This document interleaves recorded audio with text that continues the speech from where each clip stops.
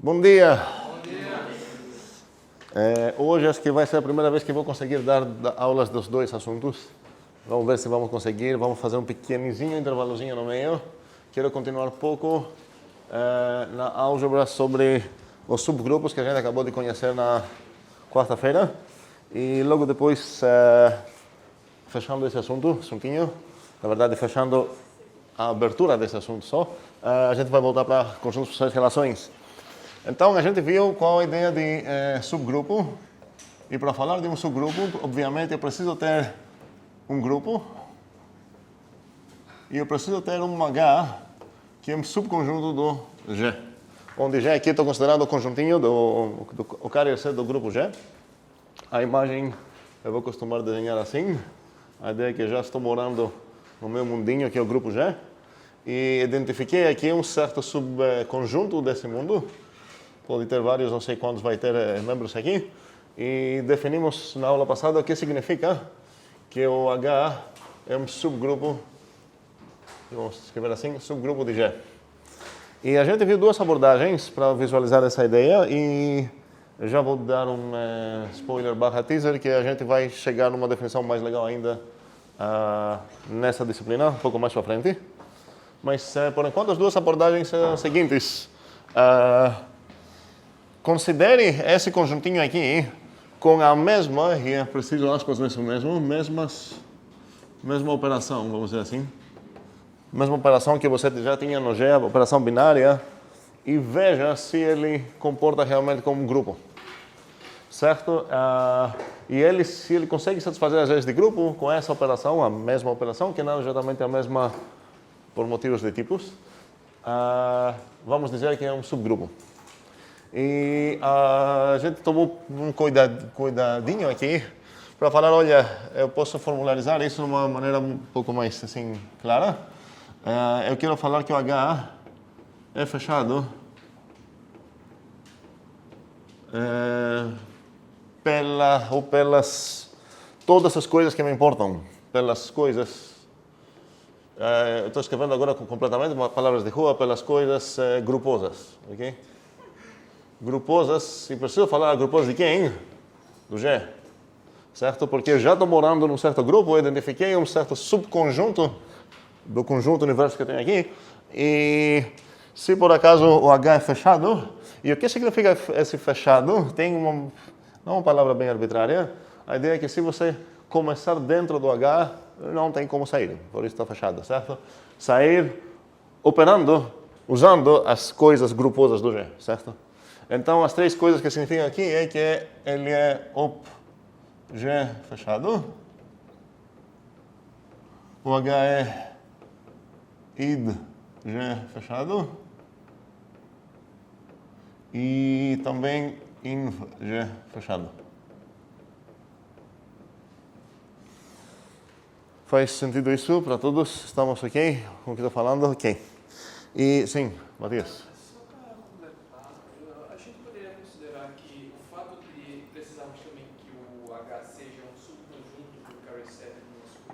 Isso está aqui nos dados. Sim. Eu tenho um grupo, um segundo, para falar essa coisa, eu preciso ter um grupo G e um subconjunto do carrier set do G. A gente poderia dizer que H tem que ser G fechado? Ok, seria uma maneira.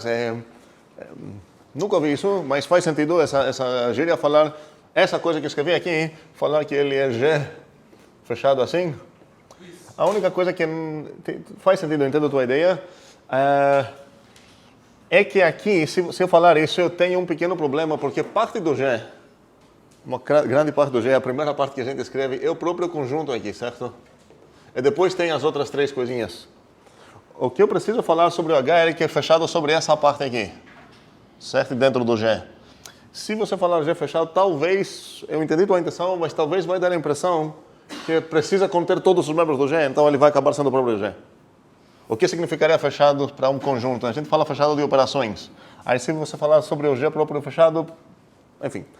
Não é ideia ruim, pode introduzir isso no teu bairro, ok? Mas falar essas coisas, que ele é fechado pelas operações do G, é garantido e todo mundo vai entender. Ok. E uma observação que alguém já falou no Zulip, que tinha a ver com o Plicker é que, na verdade, já temos e agora vou consultar para vocês mais subgrupo garantido para qualquer G. Assim que eu tenho um grupo G, e nada mais, eu já consigo falar sobre um certo subgrupo do G. Qual seria? Quero ver mãos. E não lembro quem falou isso no Zulip, mas alguém falou isso no Zulip. Foi quem? Gustavo. Gustavo, fala então. O símbolo da identidade. O símbolo da identidade. Então aqui a ideia é que, olha, se você pegar, aqui tem uma identidade, certo? A identidade do G. Agora, se você pegar apenas esse conjuntinho que só tem a identidade, não é automático, ok? É fácil, mas outra coisa fácil, outra coisa gratuita. Gratuito não é. Que essa coisa é um subgrupo. Preciso verificar que ele é fechado pela operação, fechado pela identidade e fechado pelos inversos. Vamos lembrar o que significam cada uma delas, para enfatizar as aridades, a correspondência que tem aqui nas aridades das operações com os quantificadores que correspondem em cada uma delas. Isso seria o quê? Para todo A e para todo B, certo? Blá, blá, blá. Aqui seria para todo A, porque tem preciso apenas um carinha aqui para operar com o inverso. Preciso dois carinhas aqui para operar com a operação binária que eu tenho. Mas para operar com a operação que só devolve identidade sem receber nada, eu não preciso nenhum carinha aqui. Então, essa ideia de fechado aqui significa que, olha, se você solicitar a identidade, você vai já cair dentro, certo? Você não vai começar em lugar nenhum, porque a tua operação é nulária, é uma constante, entre aspas. Aí, o que significa isso? Que ela já vai apontar dentro do H, ou a identidade do G. Ok, tá, vou apagar isso, vocês entendem o que essas coisas significam. E temos, então, garantido subgrupo, que seria esse, do G, é garantido um subgrupo do G. E tem mais uma coisa garantida para ser subgrupo do G. Igualmente fácil para demonstrar, também não exatamente gratuito, mas diria que é até mais gratuito. Que é esse, talvez você pode ficar com um perigo. Você vai precisar certos teoremas aqui. Vamos lá, um segundo. O que eu preciso saber para garantir o que o Gustavo está alegando aqui? Certos teoremas, certo? Eu preciso saber que se eu operar aqui com esse, por que eu estou considerando só esses dois, mesmo que eu preciso considerar para todo A e para todo B acontece? Porque eu só tenho esse cara aqui dentro. Então, quando eu falo para todo A e para todo B, blá, blá, blá, o A e o B só pode ser iguais, só pode ser esse cara, tem um singleton, só tem uma identidade aqui. Então, poderia ser que essa coisa era uma outra coisa, fora do assunto, fora do conjuntinho que eu tenha. Mas não é, a gente demonstrou isso, certo? Aí, o que estou usando aqui? Aqui, na verdade, estou usando um axioma da lei da identidade, certo? Então, essa coisa é igual a isso. Ok. E isso garanta que... Isso garantiu isso. Para essa coisa imediata, ok? Realmente. E isso, aqui precisa de um teorema. Nem é um axioma que está garantindo isso. Qual é o teorema que precisa aqui? Sim, o inverso da identidade. Então, preciso ter demonstrado algo para realmente... Existiria, em teoria, um perigo solicitar o inverso da identidade e o inverso da identidade ser por aqui. Não é porque o inverso da identidade é a própria identidade, ok? Eu estou apenas enfatizando que isso, mesmo sendo fácil, não é, assim, gratuito mesmo. Ok, e agora voltando na minha pergunta anterior, quero ver as mãos. A pergunta é, o que mais, talvez, subgrupo é garantido aqui? Só tem 3 mãos, 4. Frank. Calma, aí tem type. Que tipo de coisas são subgrupos ou não são subgrupos? Que tipo de coisas? Sim. Como assim? Para falar que uma coisa é ou que não é subgrupo, essa coisa, que tipo de coisa precisa ser? Exatamente. Então você falou operação, como assim? Precisa ser um conjunto. Você vai falar, esse conjunto, eu acho que vai ser um subgrupo, certo? Do G. Carlos?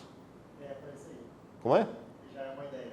Qual é? Um membro, a identidade e o seu inverso do membro. Vamos pegar isso.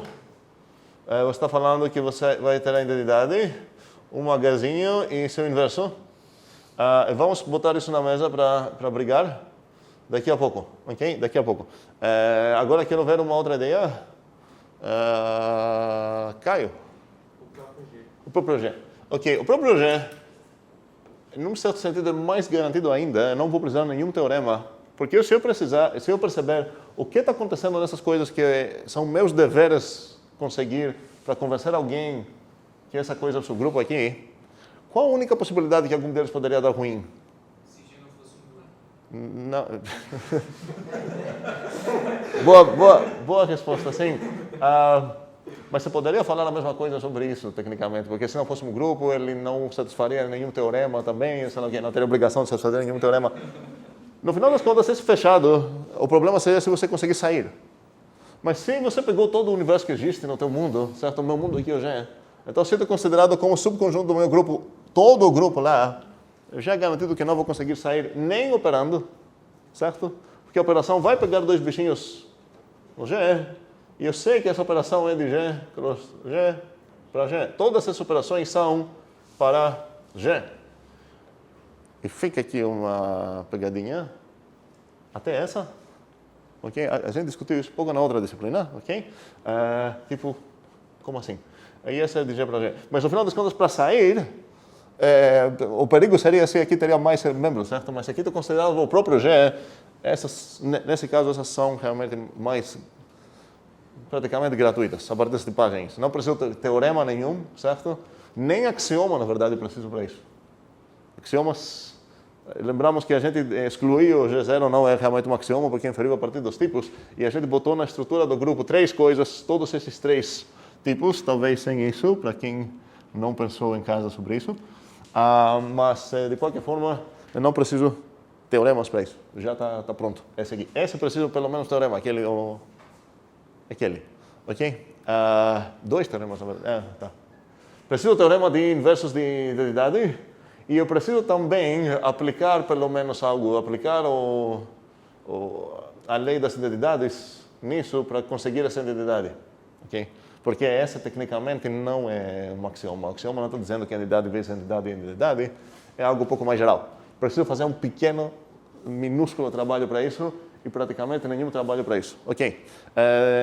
Quero voltar, talvez, peraí, antes de chegar nas brigas, o Carlos já quer brigar com ele mesmo, né? Ou não? Pode ser que o G seja só o Hzinho. Sou quem? Mas só a identidade. Estamos aqui. Mas aí esse conjunto também. Não, um segundo, peraí. Não.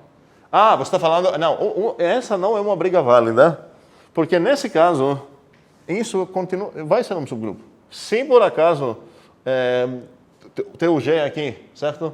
Foi... É isso que você está falando? Se por acaso o G foi apenas um singleton com um cara que é necessariamente a identidade, qual conjunto é esse aqui? Necessariamente esse conjunto. Porque como você formou esse conjunto? Você pegou um magazinho, então você não sabia aquilo nesse momento que você escolheu o H, você talvez não sabia disso, mas olhando no H, você vai descobrir o que é. Que o H é esse cara, não tem outros. Então, esse grupinho, esse conjuntinho, nesse caso, é esse conjuntinho, e realmente nesse caso dá certo. Isso não seria uma briga aqui. A briga aqui seria mostrar algum caso, algum exemplo, onde isso não ia acabar sendo subgrupo de um grupo G. Sim, Ian?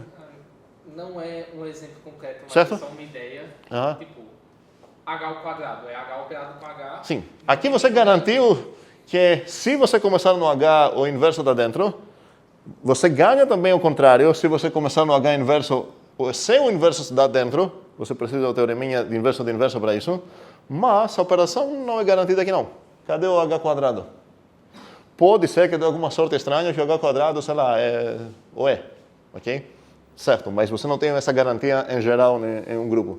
E para ter assim um exemplo concreto, alguém gostaria de dar?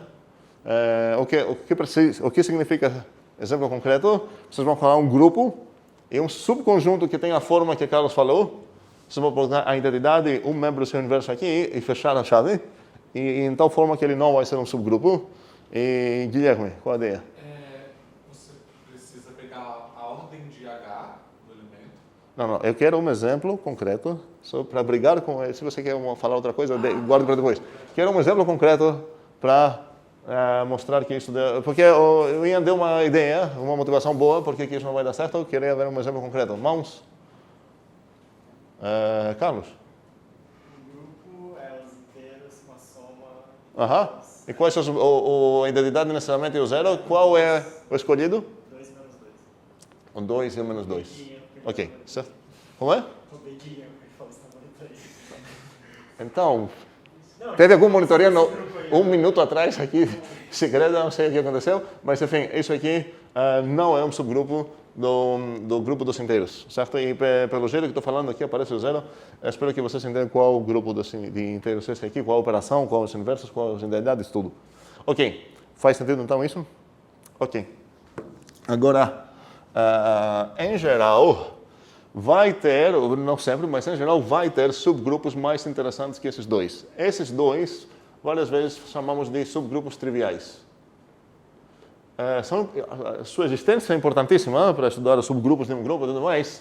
Sabemos que existe um grupinho bem pequeno aqui, sabemos que existe um grupão que é todo o grupo aqui, mas talvez tenha outros subgrupos entre os dois, certo? Que não são nem tão pequenos como esse, nem tão grandes como o já. E quando eu falo pequenos e grandes, e estou comparando aqui esses carinhas, eu estou usando, por enquanto, essa relação. Na minha cabeça significa isso. Se eu falar que um cara é menor que outro, eu estou falando um menor, ok? Então, com certeza, esse cara é um menor que isso. O que significa que esse cara é um menor que isso? É contínuo, exatamente. Isso significa que esse conjuntinho aqui está contido no G. Cuidado, muitas vezes a palavra menor depende de qual é a relação que a gente está considerando como relação de ordem ou de preordem. A gente vai estudar isso um pouco mais na conjunto de funções e relações. Mas aqui, nesse contexto, quando eu falo isso, por enquanto, certo? Talvez vamos mudar isso daqui uns dias. Matias? Eu tenho um pequeno problema com como a gente está definindo o que é um subgrupo. Nós estamos dizendo que, na verdade, pelo que o senhor falou até agora há pouco, um subgrupo, na verdade, nós dizemos que é alguma coisa subgrupo de um grupo, quando essa coisa é um conjunto. Os dados que eu tenho, sim, são esses dois, para essa coisa significar algo. Agora, se é válido ou não, precisa satisfazer isso, certo? O que isso significa? Significa isso, mas o contexto até para pronunciar isso é esse. Eu preciso ter isso, sim. Certo.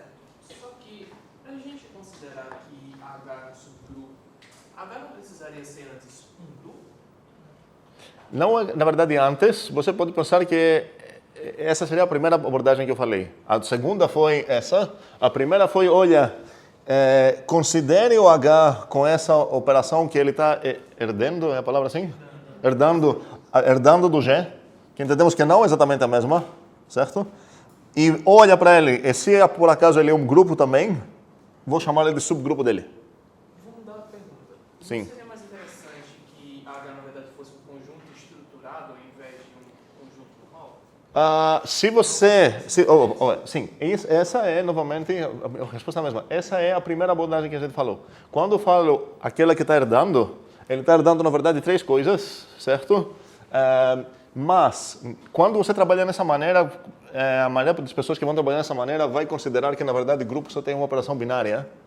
E as leis que eu preciso verificar são aquelas que dizem existe um membro que comporta como entidade e para todo bichinho existe um outro bichinho que comporta como inverso e tudo mais. E nesse caso você tem só uma operação binária e nesse caso você vai falar, olha, meu H aqui, o conjuntinho H, eu vou equipar com, não vou falar a mesma operação, certo? Vai ser uma operação nova, que eu vou denotar assim, só que não é 100% nova, na verdade é a restrição, num certo sentido, da operação original. Eu estou pegando, então, aqui, a gente definiu isso na aula passada, certo? E eu vou falar agora o que é. O H é um subgrupo, se é somente assim, essa coisa aqui é um grupo. Faz sentido? Faz. O meu problema é mais porque a gente está falando que alguma coisa é um subgrupo quando essa coisa não é necessariamente um grupo, intencionalmente, pelo menos. A gente está falando... Eu entenderia a tua briga se a gente não tivesse a garantia que temos, ou devemos ter, que, olha, qualquer subgrupo de G é um grupo, certo? A gente deveria ter essa briga, a briga de Matias é mais linguística, mas num sentido que a gente se importa com matemática. Não quero chamar uma coisa de subgrupo de algo, se ele sequer é um grupo, certo? Vai chamar sub outra coisa. Isso praticamente não é essa a tua briga? Sim. Então, na verdade, faz sentido para justificar o nome subgrupo a gente confirmar que, ok, peraí, um H subconjunto que satisfaz essas coisas realmente é um grupo. E o que eu preciso verificar nesse caso? As leis de grupo com qual operação? E a operação seriam, as 3 operações que eu teria aqui, seriam as herdadas. Aqui tem uma herdança, é assim? Como é? Herdância, é assim? Não tem D, ok. É assim? É assim? Não. Herança, ok. Eu acho que tem um CD. Ok, obviamente. Sim. O acento tinha lá quando eu pensei que era herança. Ok, agora perdeu. Herança, ok. Tem um processo aqui de herança que vai transformar essa coisa em que é H cross H para H em, vocês vão pensar, H e H para H.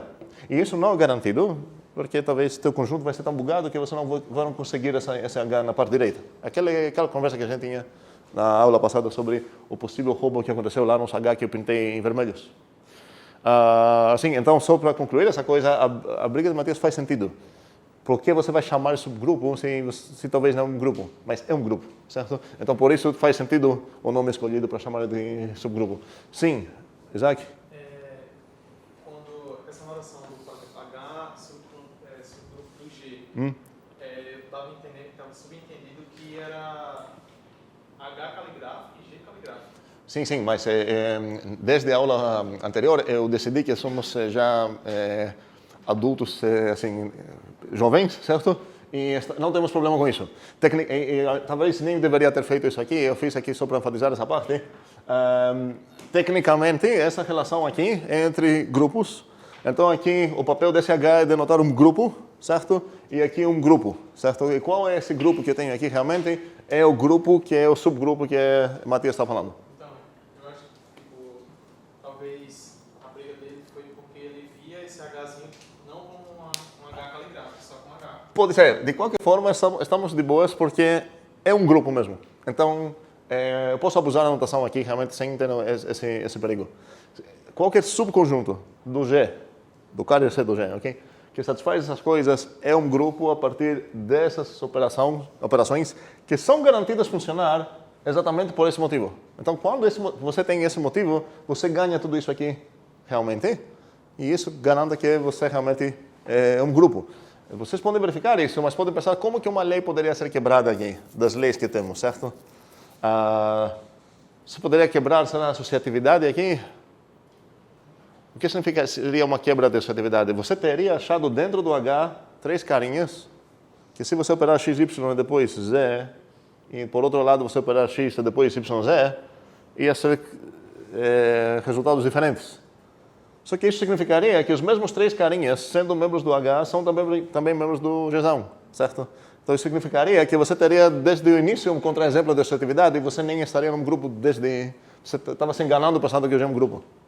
Faz sentido? Ok. Sim.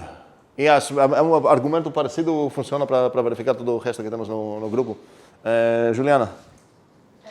Mas, tipo, para ser subgrupo de G, o H precisa ter a mesma operação. Pois é, essa mesma operação você tem que está entre muitas aspas. Porque a operação do G vai de G para G para G. E a operação, se eu considerar... O que eu falo com mesma operação é o que você entende com mesma operação, só que tecnicamente não é a mesma operação. Já mudou o domínio dela e o codomínio dela. Porque agora estou considerando ela como operação local, dentro do H. Então não é realmente a mesma, mas a gente sempre fala a mesma sem fazer o trabalho de fazer os quotes, certo? Ok. Sim, Guilherme. Isso me deu uma dúvida. A gente pode trabalhar com números, porque eu acho que eu vou conseguir explicar melhor. Você tem o grupo dos inteiros, certo? Com qual operação? Soma. Certo. Eu faço um subgrupo 2, 4, 8... Os pares. Múltiplos de 2. Certo. E aí eu acho que foi mais a pergunta dela, ou pega a pergunta dela para mim. Isso pode ser considerado um subgrupo se eu aplico agora a soma? Não, desculpa. A multiplicação? Não, um segundo. Um Não, não. maior tem Oh, não, soma. peraí.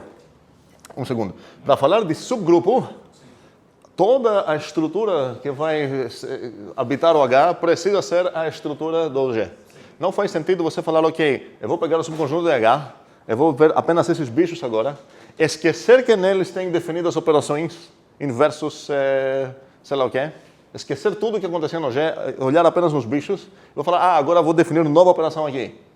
Talvez você vai conseguir um grupo, talvez não, mas não importa, essa coisa não vai ser o subgrupo de G. Porque para ser o subgrupo de G, toda a parte interessante de grupo precisa ser aquela do G. Se você mudou essa coisa, você criou uma nova coisa. Identidade de G igual a identidade de H. A identidade do G precisa ser a identidade do H, a operação do G precisa ser a operação do H, que seria, na verdade, o contrário. A operação do H precisa ser a operação do G restrita no H. Essas coisas, praticamente, certo? É porque, como eu vi o G para G e H para H, multiplicação e soma eles respeitariam essa regra que você falou. Não, mas nesse momento é como se você está esquecendo o fato que o G era um grupo. Você está vendo apenas sobre um certo conjunto. No momento que você esqueceu essa parte, você fala, vou botar minhas novas operações aqui, não tem nenhuma conexão com o G. Poderia desde o início começar só com esse conjuntinho, esqueça o G, e botar suas operações favoritas, falar, ok, tem um grupo, ok? Mas isso não tem nada a ver com o grupo original que temos lá. Mas eu quero destacar o exemplo de Guilherme aqui, que eu vou denotar por 2E, que seria o grupo aditivo de dos inteiros, e isso realmente é um subgrupo de Z. Eu vou botar vários exercícios e exemplos para vocês verificarem se são subgrupos, se não são subgrupos e tudo mais. Eu quero só analisar uma aqui porque eu percebo muitas vezes uma fraqueza nos números complexos que não sei de onde vem e se é justificada. Números complexos tem no ensino médio? No papel tem, só que eles nunca dão. Sim, pois é. A resposta nunca é uma coisa clara sim ou não. Sempre tem várias respostas simultâneas e parecidas com o que o Danilo falou aqui. Mas sim, não vamos estudar números complexos mesmo, mas faz sentido pelo menos saber como visualizar o plano complexo. A ideia é que eu vou botar aqui um certo carinha que eu vou chamar de I, eu vou botar aqui um certo carinha que eu vou chamar de 1, e aqui tem um 0, certo? São todos vários pontinhos que eu vou passar nesse todo esse plano. E vocês podem falar que a mesma coisa acontece com o R também, o R quadrado, para quem viu o plano euclidiano, certo? Aqui, o que realmente muda aqui? Vocês viram, pelo menos, a adição de vetores? Imagina, em VGA tem essa coisa, não tem?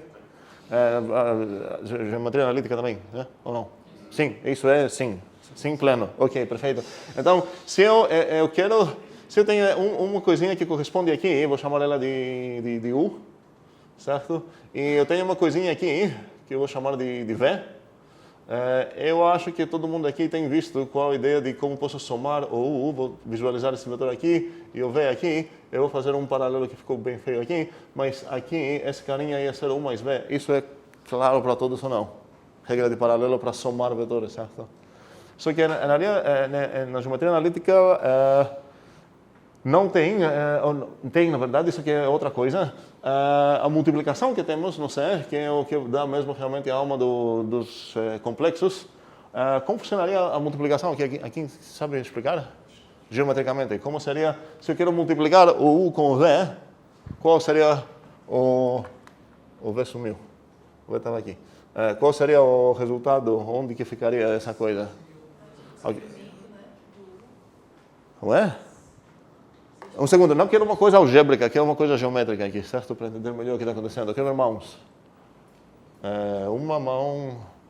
Onde que fica o V? Se você quer dar um processo para alguém seguir sobre onde ficar a soma, a gente entendeu. O processo geométrico, certo? Não quero ver equações. Pega esse vetor aqui, copia e cola aqui, certo?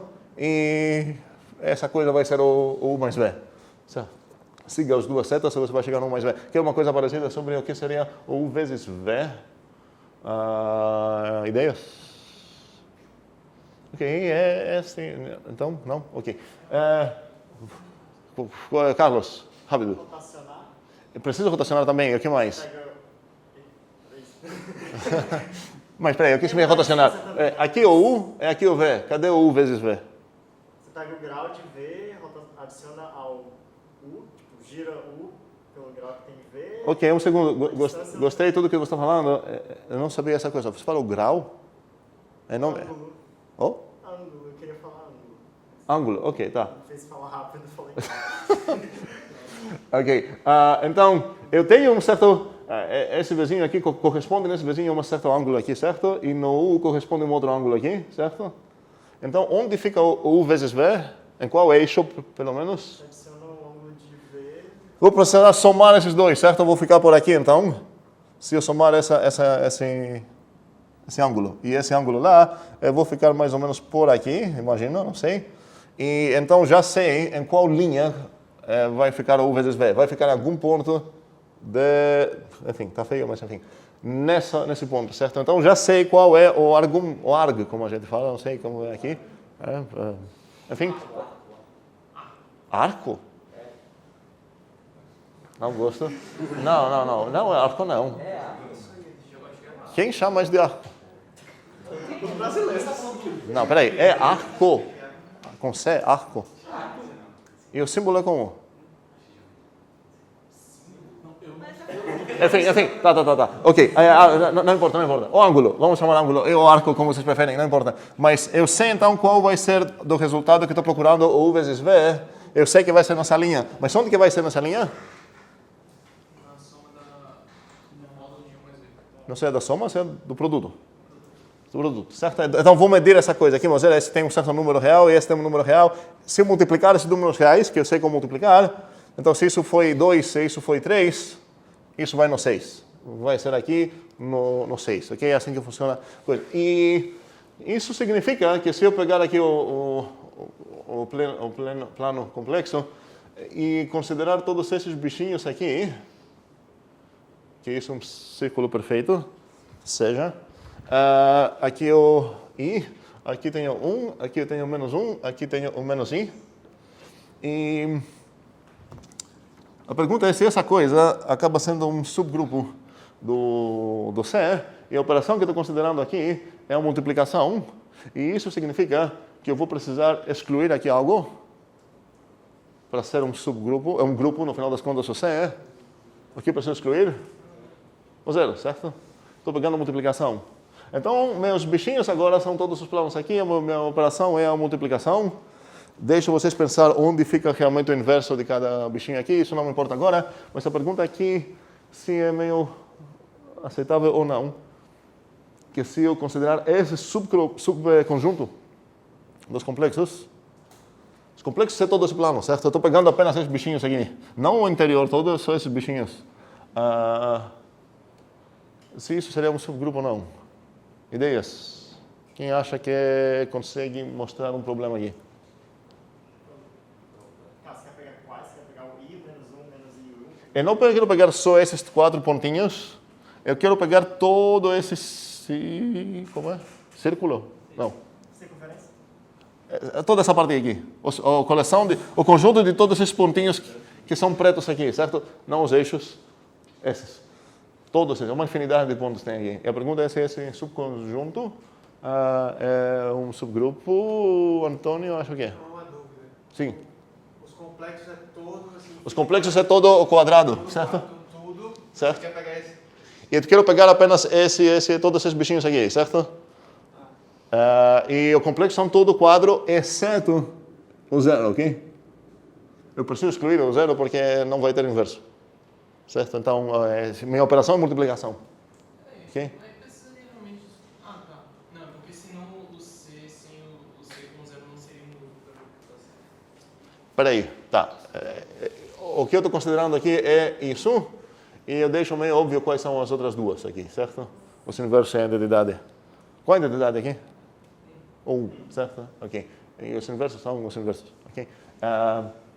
E como ficaria isso? Alguém tem alguma briga sobre esse ser um subgrupo? Não? Bem, realmente é um subgrupo, ok? Né? Daquelas pegadinhas.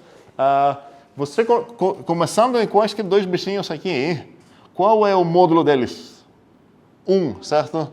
Então, a multiplicação, que é a operação que você tem, vai girar eles, vai somar os ângulos, os arcos, se vocês preferem qualquer coisa aqui, mas no final das contas, qual vai ser a distância do resultado a partir do zero? 1, porque cada bichinho aqui tem módulo 1, certo? Faz sentido isso? Mas gostei, em algum momento alguém me perguntou lá, se eu estou considerando apenas esses 4, e não todos os bichinhos aqui. E vamos só considerar isso agora. Então, meu conjuntinho tem 4 membros agora, não tem uma afinidade que nem antes. Tem o 1, o I, o menos 1 e o menos I. A pergunta é a mesma, será que essa coisa é um subgrupo? Ou será que eu consigo sair desses 4? Eu posso ver isso tanto de uma maneira geométrica, porque no final das contas, já falei, não tenho como sair nem para cá, nem para cá, o perigo seria sair aqui, mas qualquer ângulo que tem aqui vai ser um múltiplo de 1/4 do ciclo, praticamente, e vou somar esses ângulos, eu vou continuar aqui. E tudo que eu falei agora, a pergunta é se eu posso generalizar isso para outros números. Aqui tenho 4. Deixo vocês pensar se eu consigo um subconjunto do círculo, ou dos ciclos, sei lá como com tamanho 2, com tamanho 3, 4, blá blá blá, ok? Ou até algum tamanho infinito, sem ser todos os bichinhos, ok? Deixo tudo isso para vocês pensarem e posso fechar esse exemplo aqui de subgrupo como uma coisa meio entendível tanto em forma equacional, porque se você quer demonstrar que esse cara aqui é um subgrupo, talvez você nem imaginou o que significa a interpretação geométrica dos complexos, que você está perdendo toda a graça nesse caso, mas você talvez falou, ok, peraí, eu vou fazer as contas. Então, eu vou tentar operar para ver quem é o inverso de cada uma aqui, se operar quaisquer dois aqui, vou ficar dentro e tudo mais. Vou operar, sei lá, o I com o I, eu vou querer saber que o I vezes I não saiu daqui. Aí eu vejo se igual o que é?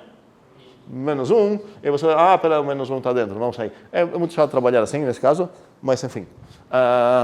Temos mais um exemplo aqui de números que eu sinto a necessidade de mostrar essa coisa porque não é óbvia, infelizmente, essa a imagem de multiplicação, pelo menos os complexos.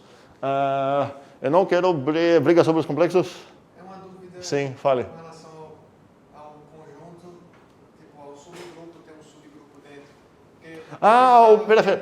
Pera. Porque eu já falou demais para já começar uma discussão interessante. Eu falei que esse grupo, essa coisinha aqui, certo? Acabou sendo um subgrupo dos complexos. Okay? E também quem acabou sendo foi vamos chamar esse de U. Todo esse ciclo aqui, certo? Também foi um subgrupo dos complexos. E agora, uma coisa razoável é que, peraí, esse cara é um subconjunto desse cara, certo? E esse cara é um subgrupo do C, e esse cara é um subgrupo do C. Agora... Se tinha transitividade, né? Perfeito. Então, já deixo aqui para vocês testar isso, demonstrar isso. E, na verdade, isso faz parte do homework que vocês têm para a próxima... Não podem culpar Antônio, já está no programado o homework. Mostrar que... verificar, desculpa, que essa coisinha aqui tem pelo menos as duas principais propriedades que ordens precisam ter. Ela é reflexiva e transitiva. E se uma relação tem essas duas coisas, é chamada, quem sabe?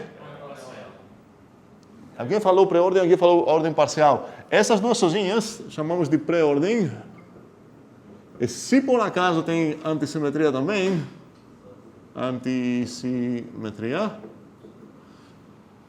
chamamos de ordem parcial. Se tem as três, seria uma ordem parcial e faz sentido verificar as três, na verdade, sobre essa relação aqui. Mas não quero discutir isso agora, isso vai ser trabalho que vocês vão precisar fazer, não é nada difícil. Nossa observação é muito boa, ok? Aconteceu que esse cara é um subgrupo do grande e é subconjunto de um outro subgrupo do grande. Então faz sentido muito perguntar se isso acontece aqui, mas eu quero aproveitar a dúvida de Antônio para falar que talvez se importa, Antônio quer saber se acontece aqui, talvez vai ser uma pergunta mais importante que acho que é onde Antônio queria chegar para generalizar isso. Se aconteceu aqui, deu por sorte que aconteceu aqui.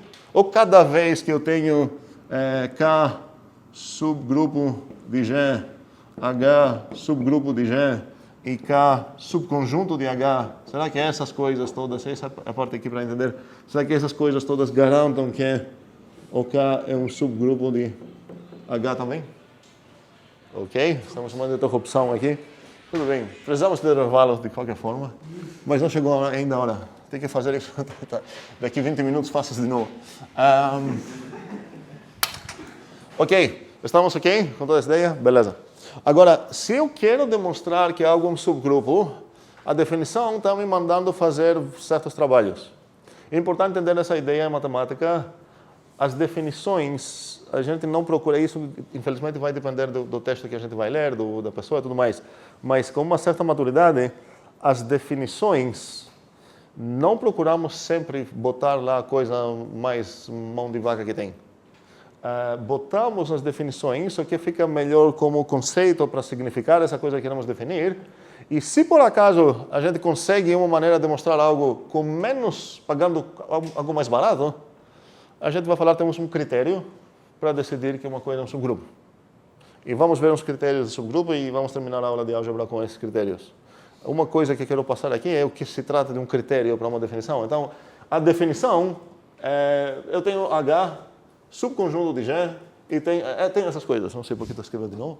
Ok, tem essas duas coisas, certo? E eu quero verificar se o H é um subgrupo do G. Tecnicamente, minha obrigação é verificar três coisas. Quais são? Fechado pelas três coisas que me importam, certo? Pode ser que... Na verdade, vamos ver uns exemplos aqui. Vamos dizer, então, que eu tenho que o H é habitado. Então, na verdade, eu tenho algo extra agora. E eu quero saber se, por acaso, isso vai facilitar a minha vida, se eu quero demonstrar que o H é um subgrupo. E o critério que eu quero demonstrar aqui é que se ele é habitado, basta H habitado. Se o H é habitado, eu posso... eu vou escrever de uma maneira higher order, então vai ser legal, eu acho. H é op fechado.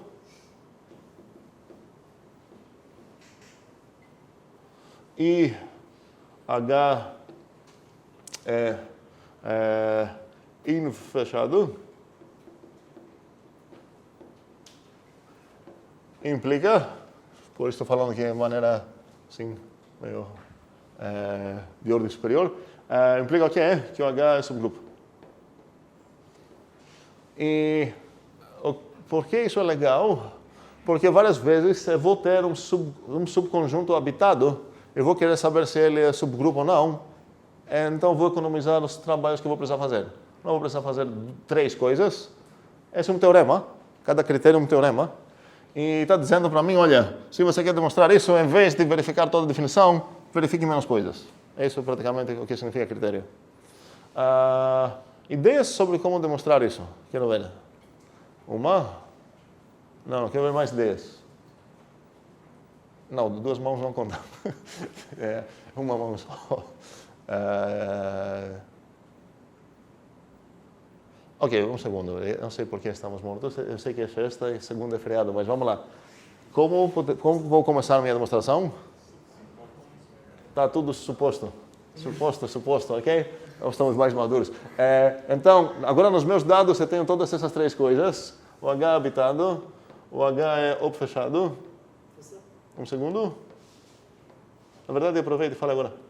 Eu não entendi como é que a gente está garantindo que o habitante, o único habitante de H, pelo menos, é a identidade.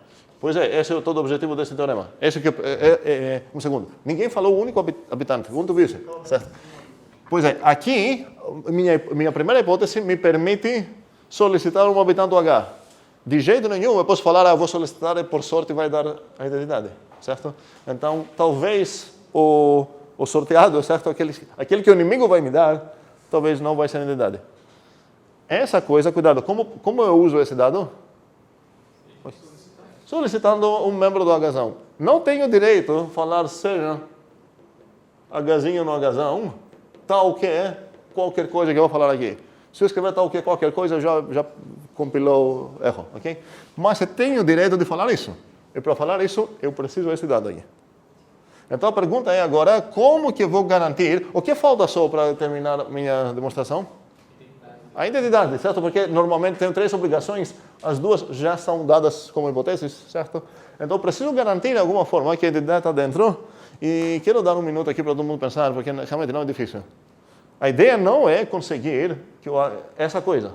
De jeito nenhum, precisamos entender que isso é impossível de conseguir. Porque já tem um exemplo onde vai dar certo. Pega o 2E, certo? E ele é um subgrupo do Z, certo? E agora solicita um cara aqui, e quem falou que vai ser o 0?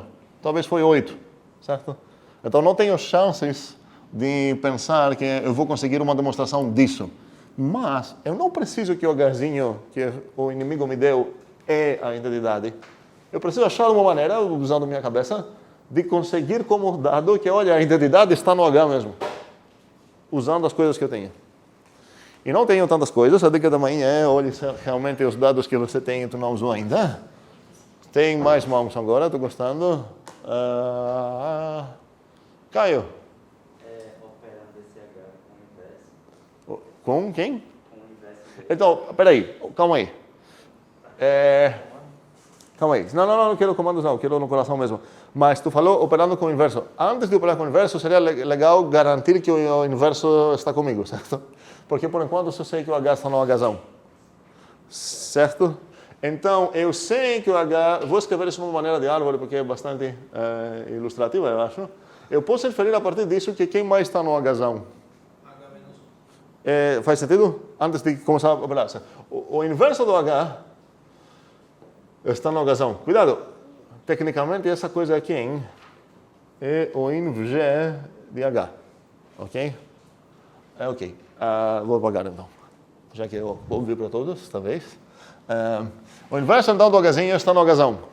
E você estava falando que era operar ele com o H.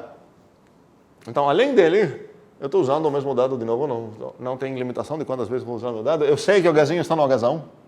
Então, a partir dessas 2 informações, eu posso inferir o quê? O H menos 1 operado com H está no H. Ok? Mas a partir dessa informação, eu posso, se eu calcular essa coisa, eu vou descobrir o quê? Esse, na verdade, é igual.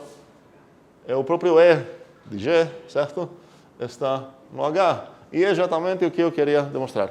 Se eu olhar essa árvore que eu escrevi aqui de demonstração, da maneira que eu escrevi, eu derivei essa proposição aqui. Essa talvez deveria ser outra cor, mas eu não vou pintar ela bem agora.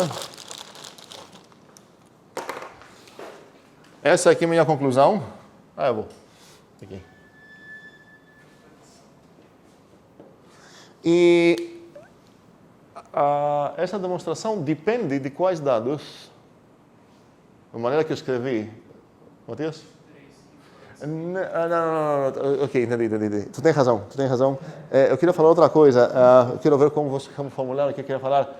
Olhando apenas essa coisa, o que está escrito aqui é que, olha, se o H está no H, então você consegue inferir essa coisa aqui. Mas a pergunta é por que botei apenas essa coisa? As outras se considero que são meio escondidas aqui. Qual foi aqui? Eu sei que ele é INV fechado. Eu sei que ele é OP fechado. Aqui usei... sim, grupo. Aqui já é um grupo. Na verdade... Tá. Aqui tem algo específico que eu usei, certo? E... Onde que chegou isso? Porque eu estou falando que essa coisa acaba dependendo disso. São as folhas dessa árvore que não são fechadas, tampadas assim, com linhas, certo? Então, o que eu tenho escrito aqui é uma maneira de, dado qualquer Hzinho ou Hzão que você vai me dar, eu vou usar várias vezes. Se tivesse aparecido aqui uma outra coisa, sei lá, um B no Hzão, eu precisaria aqui falar o quê? O B no Hzão e essa coisa, enfim, isso. Mas como aqui apareceu a mesma coisa, só vou escrever uma vez, obviamente. Ok? Isso é só para olhar nessa árvore e imediatamente identificar o que está sendo demonstrado E em que coisas está dependendo para ter como dados? Só que eu tenho essa coisa aqui, então toda essa coisa eu consigo escrever aqui como uma demonstração. Faz sentido? Todos entendemos essa... Ok, Zach. Mas o H pertence a H, você tem O Hzinho pertence ao Hzão, sim? o Hzinho pertence a Hzão, você tem a inferência e ele ser habitado, né? Não, tecnicamente não. Por quê? Porque o habitado não está dizendo que o Hzinho pertence ao Hzão, certo? E por isso estou falando que é melhor começar assim. Aqui estou usando o Hzinho e agora você consegue escrever toda essa coisa aqui. Você está falando que poderia fechar essa linha aqui, certo? A partir do H habitado, certo? Mas isso não faz sentido, porque para falar assim, significa que, se você não tem nada aqui, para falar isso significa que o H habitado está falando que um certo Hzinho pertence a um Hzão. Mas não tem, aqui tem quem é Hzinho? Tem um problema aqui, aparece um Hzinho do nada. Por isso eu preciso introduzir um Hzinho aproveitando que o Hzão é habitado. E agora tem um certo Hzinho. Eu vou falar, ok, olha, a partir dessa informação que eu tenho, eu posso inferir isso. Você poderia fechar isso, se você quiser fazer isso, está correto, só que tecnicamente aqui você deveria falar, sei lá, 1, e isso pela 1, ok? E aqui pela 1 também. Mas faz sentido também deixar isso aberto para entender, olha, assim que eu tenho qualquer Hzinho, se eu tenho Hzinho no Hzão, eu consigo inferir isso. E a partir da primeira linha, eu tenho um Hzinho no Hzão, então toda essa coisa é embutível por baixo daqui, compila. Ok. Agora, o que eu quero fazer é apagar isso também. Então vamos demonstrar mais um critério, onde eu tenho que o H é habitado, eu tenho que é minha operação fechado, e eu tenho também que o H desculpa, que o G é finito. Isso é mais interessante. Várias vezes aparece nos nossos dados que o G é finito, isso apareceu... Não, apareceu outra turma. Ok, outra disciplina. Mas várias vezes aparece que o G é finito, e é um desafio meio entender como que eu posso usar isso. O que exatamente significa que uma coisa um conjunto é finito? E a gente vai dar uma resposta bem concreta nisso na outra disciplina, do conjunto de funções e relações, mas ainda não. Por enquanto, vou entender que entendemos o que significa que é finito, de maneira meio assim, intuitiva. É ideia ou é dúvida? Ideia. Calma aí, quero ver mais ideias. 2 ideias, 3. Meu objetivo é o mesmo. Não, o objetivo não é apenas isso, certo? Porque não está faltando apenas isso agora. Está faltando isso também, mas está faltando algo mais, certo? Está faltando o quê? Os inversos. Eu quero ouvir apenas uma ideia e depois dar um rascunho da ideia e deixar vocês fechar os detalhes. Guilherme. Ordem. Primeiro a gente tem um Hzinho que está no Hzão. Ok.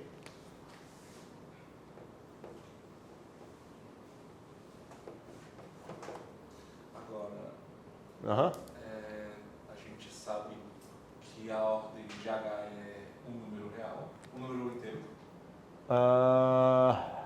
Ok, a gente precisa meio lembrar o que a gente demonstrou sobre ordens. Você está falando que a ordem de H não é infinita, é isso que você quer falar? Isso. Ok. Eu colocaria logo OH igual a N. Não... Na verdade, você não tem o direito de fazer isso porque quem é N? Você poderia falar seja N igual a ordem do H, supondo que você demonstrou que num grupo finito, realmente, todos os membros possuem ordem finita. Isso é algo para demonstrar, ok? Não é 100% gratuito. É fácil, mas não é gratuito. Mas qual seria a ideia aqui, no final das contas? Depois a gente provaria que...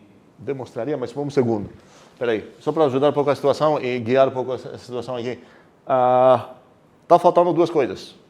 Inversos e identidade. Eu já sei, pelo critério anterior, que se eu conseguir os inversos, acabou. Por quê? Porque eu vou aplicar o critério anterior. Eu vou ter operação fechada inversos, então já vai estar pronto. Faz sentido isso? Então, na verdade, o desafio é como que eu vou conseguir os inversos. Porque se eu conseguir inversos, acabou. Faz sentido isso para todos? Quero uma ideia assim muito geral, sem detalhes, como eu vou conseguir os inversos. E Juliana? Talvez a gente seja outro B, não sei, J, e falar que não. Não, um segundo. Eu gostei. A Juliana percebeu um problema já. Primeiramente, você não tem o direito de pegar um garantidamente diferente do H. Então, por quê? Porque você sabe apenas que ele é habitado. Se você soubesse que ele tem pelo menos 2 membros, você teria o direito, e provavelmente deveria fazer isso se seria isso, falar, ok, vou pegar 2 distintos aqui, já que garanto pelo menos 2. Mas, qual seria o problema? Se escrever isso, seja H' no Hzão. Eu não tenho o direito de falar que é distinto, mas tecnicamente tenho o direito de fazer isso. Só que qual é o meu problema com isso? Porque a Juliana percebeu essa cara que foi gravada também. Qualquer coisa que você ia fazer com esse H' aqui, dado que ele é praticamente apenas um cara que habita no H, e o Hzinho também é um cara que habita no H, e você não tem direito nenhum de supor que eles são distintos, em qualquer lugar que você acabou usando esse cara, você poderia usar o próprio Hzinho. Tudo isso por quê? Porque o que você está tentando demonstrar não tem essa forma. Para todo A, B no Hzão, algo acontece. Se fosse assim, faria todo sentido falar, me dê 2. Não preciso que eles sejam distintos, certo? Me dê 2, eu vou demonstrar essa coisa. Mas aqui você quer apenas apenas usando esse dado, não faz sentido tentar usar esse dado para pegar um bocado de variáveis, pegar mesmo 3 vezes, nesse sentido. Não, na verdade não. Sim, acabou, desculpa. Vou dar uma ideia, um pequeno rascunho de como podemos conseguir os inversos aqui. Eu estou aqui dentro, esse é meu G, certo? E eu tenho um certo subconjunto aqui do H. O que eu sei aqui, Matias, fala para mim, o que eu sei sobre o meu desenho? O que faltou primeiramente? A identidade. Sim, só que eu não tenho o direito de botar a identidade ainda. Por quê? Porque eu só consigo botar ela por enquanto aqui, certo? Eu queria botar ela aqui, ela vai acabar entrando aqui, mas eu não tenho o direito de botar ela, então ainda está na dúvida de que vai entrar essa identidade do G, certo? Se vai ser assim ou assim. Mas eu sei algo mais que eu posso desenhar aqui? Tem um pontinho, o Hzinho da Juliana. Eu não tenho o H, não vou desenhar o H', certo? O Hzinho está aqui. E o que eu vou fazer agora, Matias? Como a gente sabe que a ordem de H é um número natural, a gente consegue inferir que todas as potências inteiras de H estão dentro de G. Estão dentro de G? Não, estão dentro de H. Um segundo. Faz sentido trabalhar assim? Você pode considerar esse conjuntinho aqui, certo? E aqui tem também o E, o H-1 e tudo mais, certo?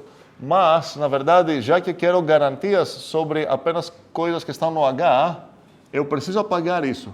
Então, cuidado, não posso pegar todas as potências de H. As potências de H são a zeroésima e as negativas também. Certo? As positivas. Certo? Então, na verdade, aí agora você está me guiando de uma maneira simbólica, algébrica, e faz sentido, já que a gente está fazendo álgebra. Sim, mas eu quero ter essa ideia aqui dentro. Então, vamos seguir minha intuição assim do desenho. Aqui tem o H, certo? Quem mais está dentro aqui? O H quadrado garantido. Por quê? Operação fechado, eu posso operar o H com o H. Então, eu sei que esse carinha aqui, eu vou escrever apenas as letras, o H está aqui, o H quadrado está aqui, certo? Como ganhar o H quadrado? Operando o H com H. Quem mais está dentro? O H cubo, para ganhar, preciso operar esses dois. Quem mais está ganhando sem ganhar o H cubo? Sim, operando esses dois aqui, certo? Mas, no final das contas, eu consigo todos esses carinhas aqui. Faz sentido para todos? Agora é o momento de aproveitar que, olha, você está num grupo finito, então, se todos esses carinhos que você está criando aqui, as expressões são infinitas, certo? Garantidas. Os membros não são garantidamente infinitos. Mas eu posso, na verdade, excluir a possibilidade de aqui conseguir uma infinidade de caras. Por quê? Se eu tivesse uma infinidade de membros do Hzão, os mesmos membros, o mesmo conjuntinho de membros serviria como testemunha que o G é infinito. Mas o G é finito. Não tem chances que aqui tenham realmente uma infinidade de coisas. E isso significa o quê? Significa que depois de um certo tempo, talvez, não sei, talvez o H12, acabou sendo igual, tem uma repetição, pelo menos uma repetição. Porque se não tivesse essa repetição aqui, eu teria uma infinidade de membros distintos.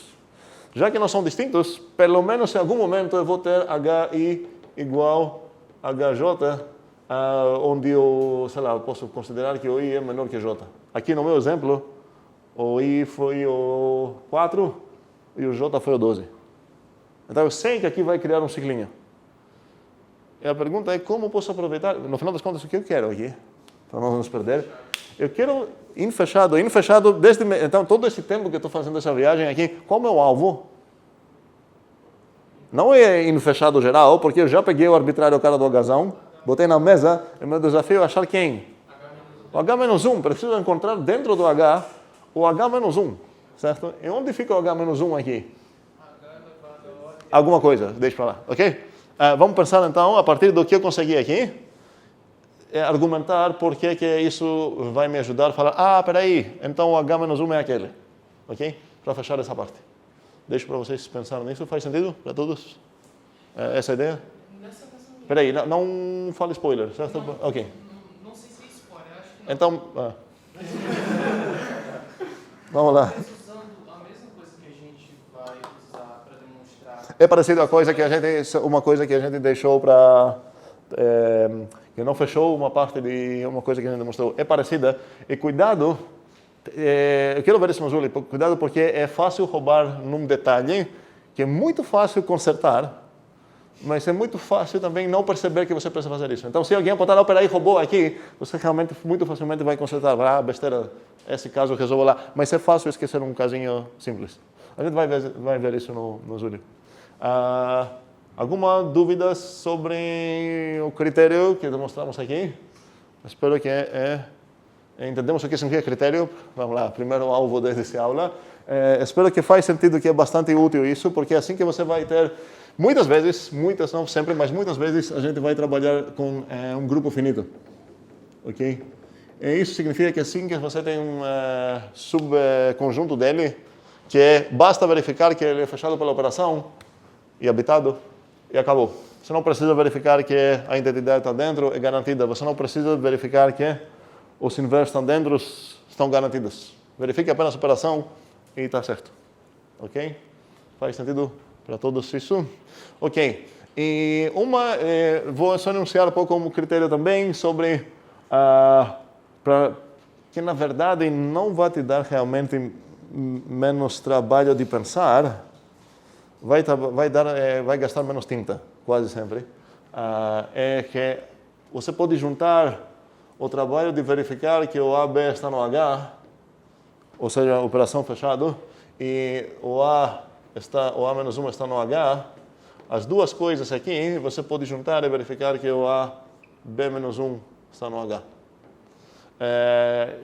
Antes de ver... Como? Isso é um teorema que a gente precisa. Sim, mais um critério, certo? Então, se você quer demonstrar que o H é subgrupo de G, eu deixo vocês pensar. Na verdade, se vocês verem no livro, vocês vão ver todo o enunciado. Seria melhor pensar nisso antes de ver o enunciado. A partir dessa ideia que eu falei aqui, tentar inferir, ok, vamos falar um critério. Sejam blá blá blá blá coisas, suponha essas coisas, garantimos que o H é um subgrupo de G. Então, pergunta aqui quais são realmente os dados que eu vou precisar, nesse caso, para esse critério funcional. Praticamente, estou deixando para vocês pensar se eu preciso aqui também o habitado, se eu preciso ou não o finito, essas coisas. Não quero falar. Não quero que ninguém fale também. Okay? Então, eu estou apenas dando metade do enunciado. O trabalho é completar o enunciado e demonstrar isso também. Alguma dúvida, sem ser spoilerosa, se possível, sim, Antônio? Não sei se ia ser um spoiler. Mas espera aí, essa para responder em qualquer pergunta que eu fiz? Qual seria a diferença se não fosse finito? Mas eu acho que é um spoiler. Um segundo. Então me deixa só falar um comentário assim geral. Se eu apagar aqui o finito, eu vou perder essa demonstração. Por quê? Porque essa demonstração utilizou de forma concreta essa informação no momento que eu falei, ok, existe um IJ tal que tem igualdade aqui. Eu acho que eu entendi. Se eu não tivesse essa informação, eu não poderia falar isso. Então, isso significa o quê? Se eu apagar esse dado aqui, continuando ainda a conseguir que o H é subgrupo de G, o que eu perdi, realmente? Cuidado. O teorema todo? Não. Esse. Porque eu acho que ainda mostrado. Sim, não, mas espera aí, isso. Ok. O que eu já perdi, sem sequer pensar mais? Sim, cuidado. Eu perdi a demonstração. A demonstração não serve mais para isso. Mas isso não significa que o teorema vai cair também. Talvez alguém vai pensar muito, uma coisa muito mais difícil em geral, porque ele tem menos dados, mas talvez ele vai conseguir, com esses 2 dados só, garantir isso também. A demonstração vai ser diferente. Então, nesse caso, como gratuito que deveria ser para todos, que talvez Matias já resolveu na cabeça dele, e todos precisamos se perguntar isso, precisamos aprender, criar nossas próprias perguntas aqui, e de preferência respostas também, seria, ok, será que se eu pagar isso, consigo ainda demonstrar? Ou será que eu consigo achar um contra-exemplo aqui? Certo? Então, deixo para vocês pensarem também. Então, o desafio aqui seria ou achar uma outra demonstração que serve, ou falar, peraí, com aquele G que não é finito, obviamente, e aquele H que é habitado e ele é fechado, olha, ele não é um subgrupo. Tá? E isso seria um argumento convincente da indemonstrabilidade disso a partir desses dados. Mostramos, então, que esses 2 dados não são suficientes para isso. Com certeza são compatíveis esses 2 com isso, porque a gente já sabe que se eu adicionar mais uma coisa aqui, se eu adicionar que o G mais um dado aqui, eu sei que esses 3 implicam isso. Eu acabei de demonstrar aqui, ou pelo menos rascunhei a demonstração. Mas se eu apagar isso, e quero demonstrar que, olha, você está perdendo o seu tempo se você acha que você vai achar uma demonstração com esses 2. A única coisa que serve aqui como argumento é um exemplo, ou contra-exemplo, se vocês preferem, onde os 2 dados deram certo e essa coisa não deu certo. Espero entendemos essa ideia, então, de como isso é uma demonstração de não demonstrabilidade dessa proposição a partir desses dados. Sim, Gabriela. Eu não entendi como que isso... Isso? Peraí, um segundo. Isso não fechamos mesmo. Eu dei apenas o início da demonstração como rascunho, certo? Eu falei, ok, começa assim, como dica, e tente pensar agora por que o H-1, por enquanto não sabemos onde fica o H-1, certo? Pode ser dentro ou fora. E a gente não chegou lá, então, não é que tu não entendeu, é que a gente não falou isso. Mas a ideia é, a partir dessa imagem aqui e dessa equação que tem aqui, meio você pensar, sozinha em casa, peraí, então o H-1 é aquele cara. É um desses caras que tem aqui. E justificar essa opinião, certo? Ok. Então, vamos ver que horas são mesmo. Temos um tempinho para ter um pouquinho de conjuntos, funções e relações. Tem alguma outra dúvida aqui de álgebra? Não? Não. Ok. Vou terminar a gravação para facilitar a minha vida depois.